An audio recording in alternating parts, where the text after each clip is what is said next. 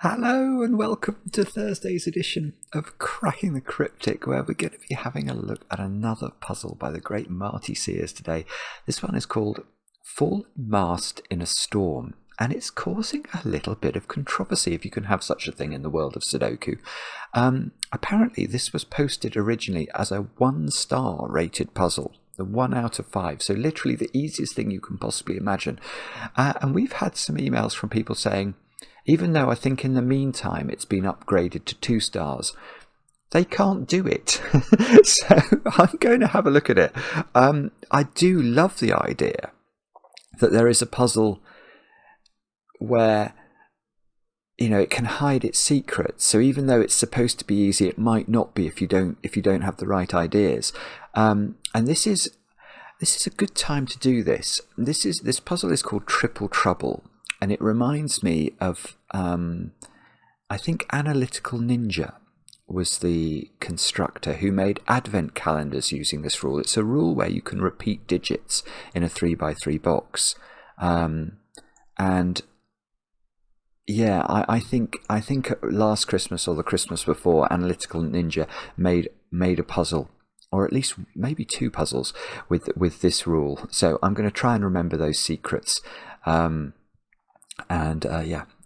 read you the rules to this one in a moment or two's time. I love the title as well, Fallen Mast in a Storm, because it does look like there's a sort of a sail. The ship's sort of gone over. And I don't know if these are sort of people who've been thrown overboard or something, or bent out of shape. But anyway, we'll have a look at this puzzle and see how difficult we find it in a moment or two's time. Now, I really, really hope I'm not going to have computer problems today. For some reason, again, after a period of about a month when my computer has given me no problems, touch wood, today it's been all over the place and it keeps trying to restart itself, or actually restarting itself. So if I start to hear noises coming from my sort of box, my computer, is that what you call a box? The computer thing that's on the floor over there, I will have to immediately sort of stop the video just so I capture the footage, and I don't lose it, because obviously if the computer crashes halfway through a video, I won't be able to do this video because I'll know half the logic, so I'll have to pass the puzzle on to Mark if that happens, and I will be in a state of high dudgeon. So everybody, keep your fingers crossed. Now, what else can I tell you about before we kick off today? Where I think we're going to be streaming more blueprints, computers and diaries allowing, on Sunday evening this week. So if you are looking to follow our journey through the mansion, which we are planning to continue at least for a little bit longer, that will be Sunday night this time, not Monday night. So look out for that. And what else? Let's see how the Wind in the Willows competition is going. Let's have a look over here, and you can see, and then because my computer's restarted, these numbers are all up to date, aren't they? 1647. Let's just double check whether that's changed. No, I think, okay, so this is the current count. 1647 solves the first puzzle, and 590 solves of all 13. Do get involved. The idea is to try and help the rather short-sighted mole open his advent calendar. And, well, you can see how many people have been enjoying it. It really is. It's fantastic. It's over on Patreon right now. The closing date's still 9 days away, so there's loads of time. 13 puzzles in 9 days. That is not a taxing total. Now, what else? Birthdays. Let me look at my list of birthdays. What have we got? What have we got today?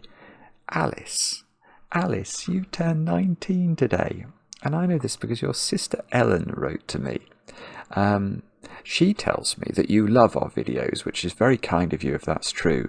And she says this is surprising to her because you skip through literally all other types of content. So you sort of you show little attention span, except when it comes to cracking the cryptic videos. I think that's brilliant. I sort of do think that cracking the cryptic has a role to play in terms of screens generally.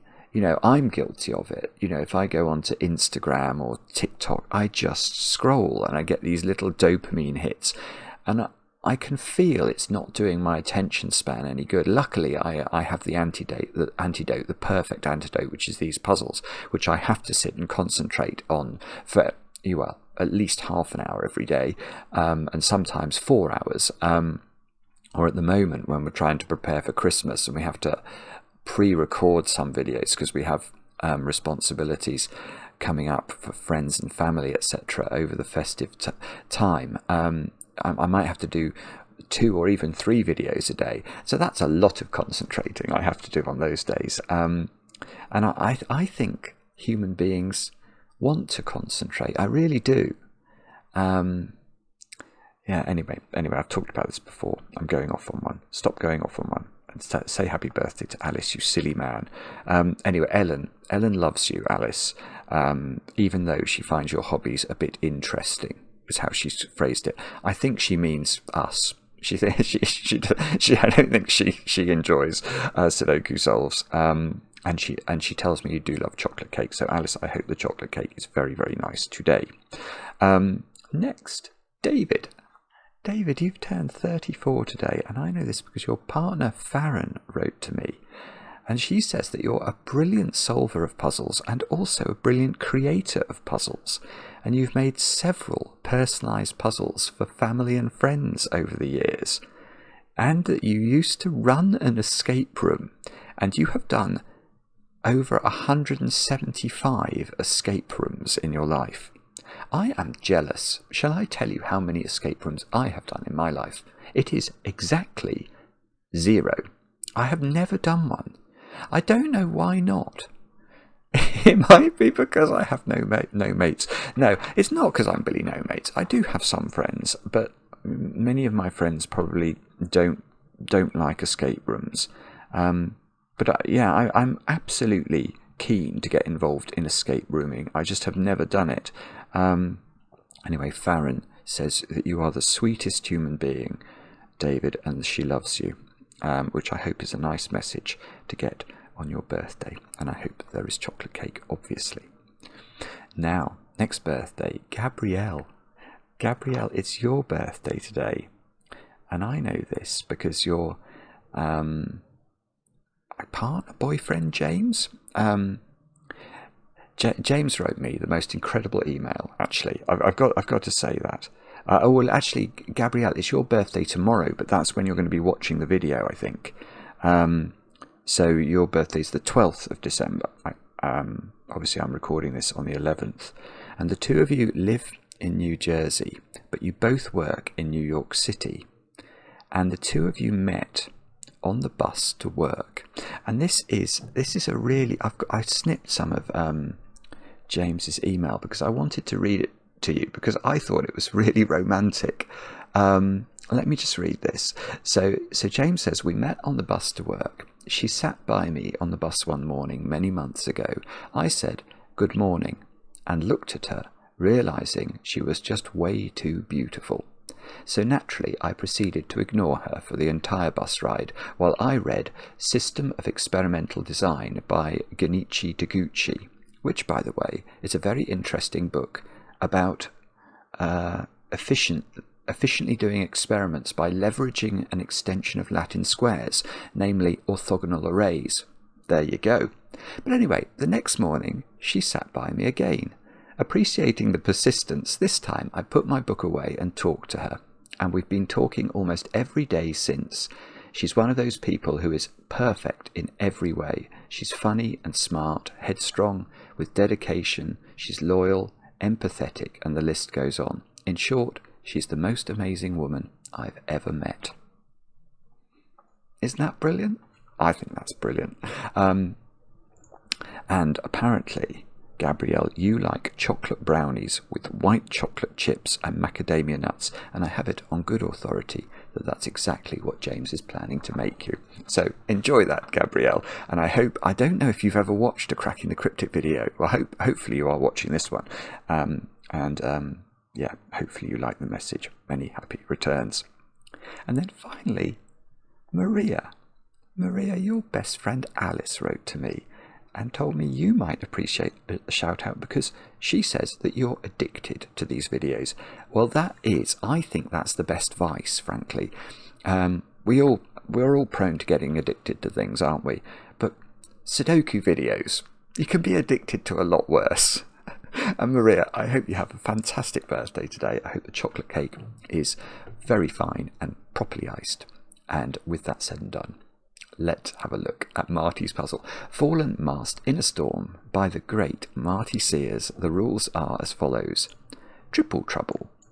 Fill the grid with the digits 1 to 9 so that no digit repeats in any row or column. Each 3x3 box must be filled using only 3 distinct digits, with repeats being allowed. So this is a crazy rule. And I think it will lead to some trickeries, but we'll come on to those when we try and solve it. Oh, there's only 2 more rules. Same difference. Adjacent digits along a turquoise line always have the same difference. This difference must be determined for each turquoise line. So let's look at this one. So if this square is a 2 and this square is a 4, then the difference on the line is 2, and this digit would either be 2 or it would be 6, I think. That feels right. Marty is such an expert at same difference lines, and I always feel like a complete novice when I return to them, which is normally in a Marty puzzle. Anyway, we've only got one more rule. Region sum. 3x3 box borders divide darker blue lines into segments, which each have the same sum. This sum must be determined for each darker blue line. Marty phrases the rules so beautifully. I love the way he writes rules. Now, okay, so what does this mean? Let's look at this one.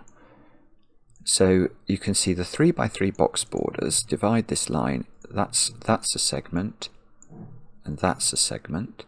So we're going to sum these orange digits here, and whatever they sum to, that should equal this green cell. And then in this one, we're going to have those 3 are going to be the same as those 2. So hopefully that is straightforward. Do have a go. The way to play is to click the link under the video as usual. But now I get to play. Let's get cracking. Let's see why this is a 1-star puzzle. It doesn't look like a 1-star puzzle, does it? Oh, right. Now I know what I'm going to start with here, which might be...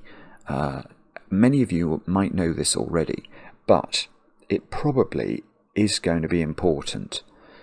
When we have to fill the grid with the digits 1 to 9 once each row we have to fill with the digits 1 to 9.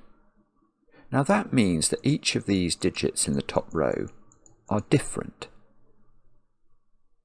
I'm just checking I haven't misread the rules. That is true. That what I've just said there is true and may seem totally fatuous, but I think it matters because it also says each 3x3 box must be filled using only 3 distinct digits. So let's say that this digit is A, this digit is B, and this digit is C, which is totally possible. I mean, not that literally A, B, and C, but we have established these 3 digits are going to be different because there must be one of each digit in row 1. Now we have to think about how we're going to populate this box. And I know, because I remember from the Analytical Ninja puzzle, that there is a trick to this because there's only 2 ways to fill this box. What do I mean by that? Well, because we know this box is only populated with the digits A, B, and C, where is A in this row? It clearly can't be here because there are not 2 A's in column 4. So the A is here or here, and whichever one we choose will result in the whole 3x3 box being completely resolved. Now let's think about how that might work. So if this is A, then obviously this is A in this bottom row, and now this can't be C, so this will be C, this will be C, and the other cells will be B.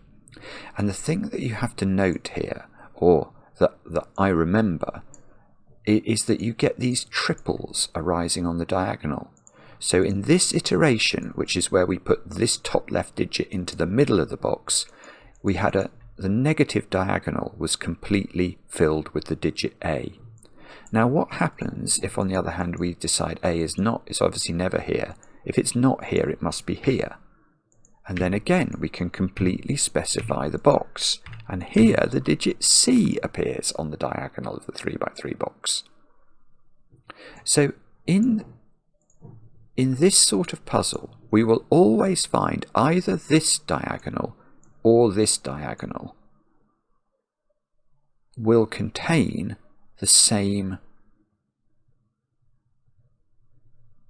digit.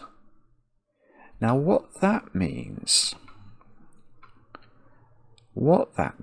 is that because we've got enormous diagonals in this puzzle, so yeah, let's look at the 3x3 box in the middle. If those three happen to be the same digit, then the difference on the negative diagonal line, which is all 9 cells on the negative diagonal, the difference between those digits, because they would all be the same, would be 0. And therefore the entire diagonal would be populated with the same digit. And the same would be true if these three turn out to be the repeating diagonal in this box, then the positive diagonal will be completely one digit. So I can well imagine that if you're new to this type of logic, if you've never seen one of these, what are they called, triple trouble puzzles before, and you don't know that, that is not going to help to establish this in your mind as a one-cell puzzle, a one-star puzzle. But what we know is it's perfectly. So it's possible all of those are the same, or all of these are the same. But the other corollary of that is that if, for example, those three are the same, then these three will be different. So on one of the diagonals, you are going to have a real difference.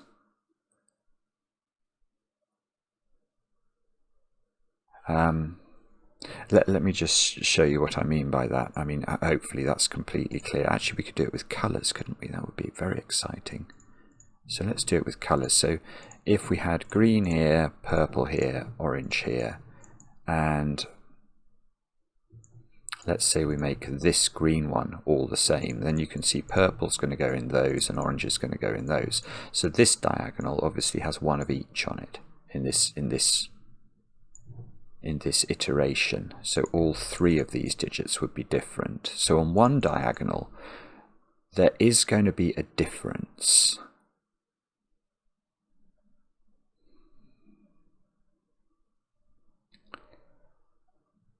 Now, I don't actually know what that does, you know. It feels like I should, but I'm not sure I do. So maybe...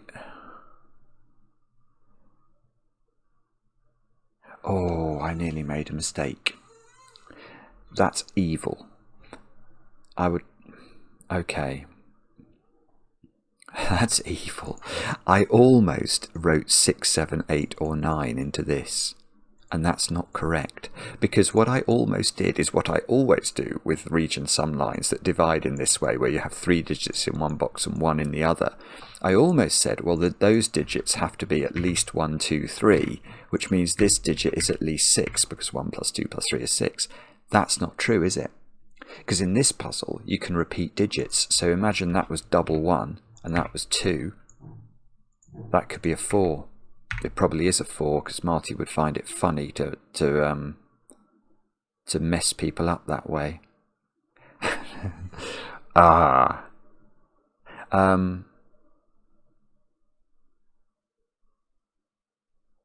No, okay, so I don't actually... How is there possibly enough information in this to finish it? It must be, there must be some trick to the diagonal.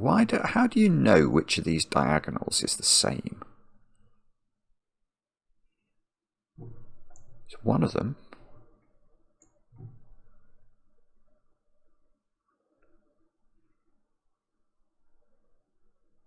Sorry, I'm sure this is obvious to some of you. It's not obvious to me at all.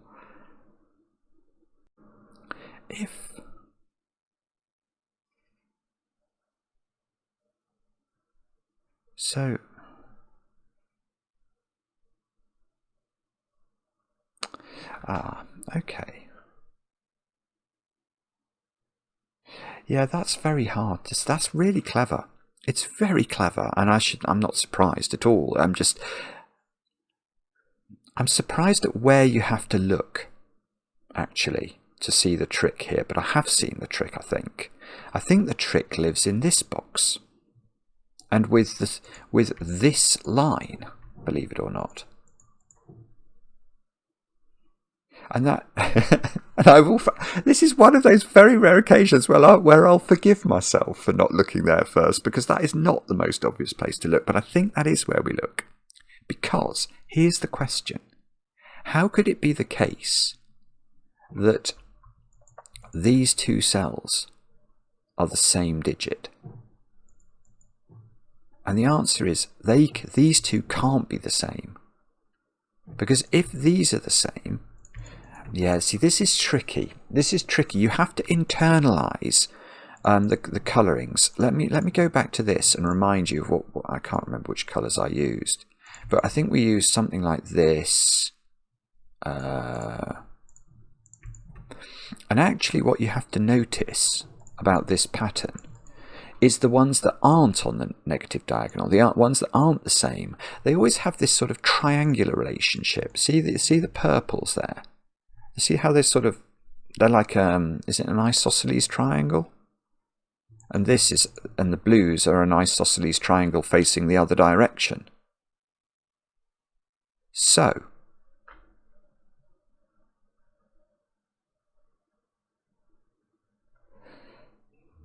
yeah, so there's some. I don't think it is this one actually. I think it might be the other one. It might be this diagonal. Hang on, what am I talking about? Actually, maybe I'm wrong then. No, I'm right. You can't have these the same. You can't. Why not? Because if these are the same, we get this isosceles triangle of purples. But because these are the same, there's a difference on the line of 0. So these are both purples, and in column 9 and row 9 I have 2 purples, and that's not working, is it? So what gives rise to this pattern of purplification? Well, the answer is going to be if I have a positive diagonal like this. If I have a positive diagonal like this, then purple in the bottom row would have to go there, and purple in row 2 of this box would have to go here, and this would be the alternative. So what we are seeing there is if you put 3 different digits in box 9 on the negative diagonal, the puzzle fails, because you're going to get a purple here and a purple here, and you're going to have too many purples in row 9 and column 9. It's beautiful. It's such a simple idea, but it is presented in the most brilliant way, because you don't look for that. Well, at least I didn't look. It's taken me 23 minutes to find that. So what does that mean? It means that this diagonal can't possibly be the one where everything's different. So in terms of the middle box, we cannot have these 3 being the same, because then these 3 would be different, and so would these, etc. That would sprinkle itself down the diagonals. Yeah, that is true, isn't it? I'm just double checking that in my head. If these 3 are different, there's a positive difference along the line. Let's say it's 1 between these cells. Then these 3 obviously all have to be different as well. They all have to be 1 different. So these would all be different, and that would break that mast, that top mast there. So now we know that this diagonal is the one that has all the same thingies on it, and this diagonal is the one that has different thingies on it. Although what those different thingies are is a different point altogether. So let's colour box 5. So if that's purple, that's purple, that's purple, we're going to get this arrangement. Now,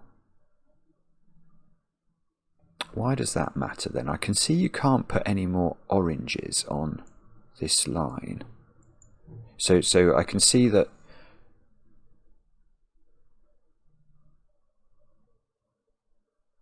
yeah, that's it, isn't it? That's it. That's it. I don't know how to explain it yet, but I feel that this is a thermometer. This is some sort of 9-cell thermometer.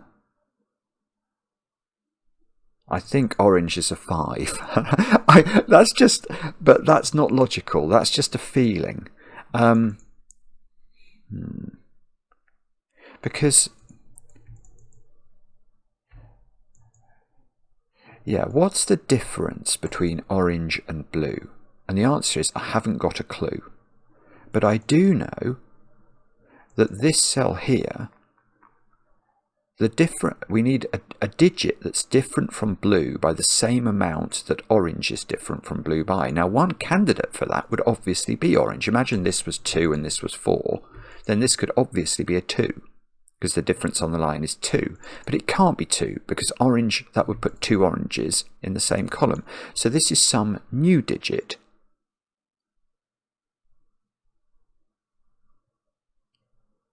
This is some new digit, isn't it? So if this was 2 and this was 4, this would have to be 6. And you can see that we're forming an ascending sequence there. So we definitely know this digit is green. It's not pink, or pinkle if you prefer. That's not going to work. And then, well, then what do we say? That's the question, isn't it? Because is there a reason? So let's just think this through. If we were going 2, 4, 6, obviously we're going to run into a bit of a problem here. Yeah, it's so clever, Marty. Oh, that's saucy. That is saucy. So here's the question. Why couldn't this be blue? And the answer is it wasn't immediately obvious to me why this couldn't be blue. But it can't be, can it? And the reason is this digit becomes impossible. It's not because this in and of itself can't be blue. It absolutely can be. But this digit now is impossible. Because if you remember, there are 2 possible iterations of a 3x3 box. There's one where these 3 digits are the same. Well, that's not applying. And there's one where these 3 are all different. And if these 3 are all different, what's this digit? It's got to be 2 different. So it could be 6. That's no good, because these are meant to be different from one another. Or it could be 2. And that's no good, because 2 is definitely already in this column. So this can't be 4. The sequence has to continue to ascend. And once this sequence continues to ascend, we now know this has to be another bigger digit again. And that logic will just apply backwards down here. It's totally symmetrical. So now what we've established is that there are 0 repeats along this diagonal. How on earth do we do that? How can we fill this diagonal with 9 different digits such that the difference between every pair of digits is the same? Well, obviously the difference is going to have to be 1, isn't it? And either, we still don't know the order, but it's either going to be 1, 2, 3, 4, 5, 6, 7, 8, 9, or the other way round. 1, 2, 3, 4, 5, 6, 7, 8, 9. But that means orange is 5. And it means that pinkle and blue are 4 and 6. Green and whatever colour, we didn't give that a colour, but they're 3 and 7. This is 2 and 8. This is 1 and 9. But we better give these different colours to make sure that make sure that my brain understands that we know these are all different. So now I suppose we know both of those are yellow. Again, we know both of these are lime green. We know this is red and this is red. We can build our isosceles triangles. I like to do this. I'm sorry, I'm going to do it. So these are black, these are green. I can do the same over here, but I don't know what the digits are. Yeah, okay, but surely not. Yeah, okay, I do know. Right, this region sum, what this one's job is to determine the nature of the positive diagonal. Because imagine this box up here was populated with 1s, 2s and 3s. Well, obviously then we're going to have a 1, 2 and a 3 in this row, a 1, 2 and a 3 in this row. So none of these digits could be 1, 2 and 3. So I mean, we couldn't repeat 4 3 times, but even if we could, the sum of these digits would be a double-digit number, because each of the digits individually is at least a 4, and that cannot be a 12.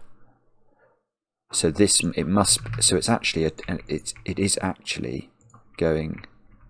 is an ascending sequence. It is like a big thermometer. And all of a sudden I do sort of understand how people can say, okay, it sort of, has an easy quality to it, but it doesn't. It's not easy, this. It's not. I refuse to accept that. It's just not. I still don't know what to do now. Oh, although I have just noticed something. Now we can populate the boxes, because these three see all of the digits 4, 5, 6, 7, 8, and 9. So that's got to be a 1, 2, 3 triple. So this has got to be 4, whoopsie. This has got to be 4s, 5s, and 6s. So this has got to be 7s, 8s, and 9s. This has got to be 7s, 8s, and 9s. It's just superb, this. And now,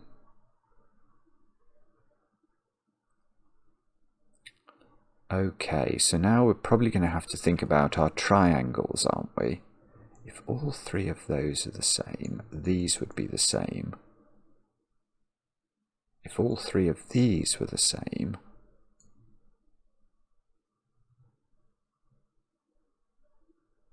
right. I think this has to be 4. The simple way, I've got a simple way of explaining that. I think I can prove it a more complicated way, but the simple way I'm seeing is I'm simply going to say, where is that digit here in this row? And the answer is, I don't know. But it's either there or there. It's definitely not there, is it? And this digit can't go there. So it's in one of those two cells. And that means that mathematically this line is equal to 2 of this digit plus another digit. So I'm questioning, and I might be wrong, but I think I'm right. I'm questioning how we could get to 6 if the equation for this line is 2x plus y, basically. If we take that as being a 3, then I'm already on 6, but I've got to add another digit, because I've got 2 of this digit plus 1 more digit. If this is 2, I've got double 2, which is 4, but I'd need another 2. So this whole line would have to be 2, and it doesn't repeat that way. You'd have two 2s in row 1. And if this is double 1, we'd need a 4, and that won't work. So I think this has got to be 4, which means we're in this world of triangles. And 6s are blue, and 4s are pinkle. And then, okay, and then we can make this work, can't we? Because we can do double 1, which means this is the repeating digit. So that's a 1, and this has got to be, there's got to be no 3s on this line. So 3 goes there, and now 3 is the repeater, because is that right? Well, one of them has to be a repeater. Hang on, I might be wrong about that. I feel like 3 is the repeater, but that could be wrong.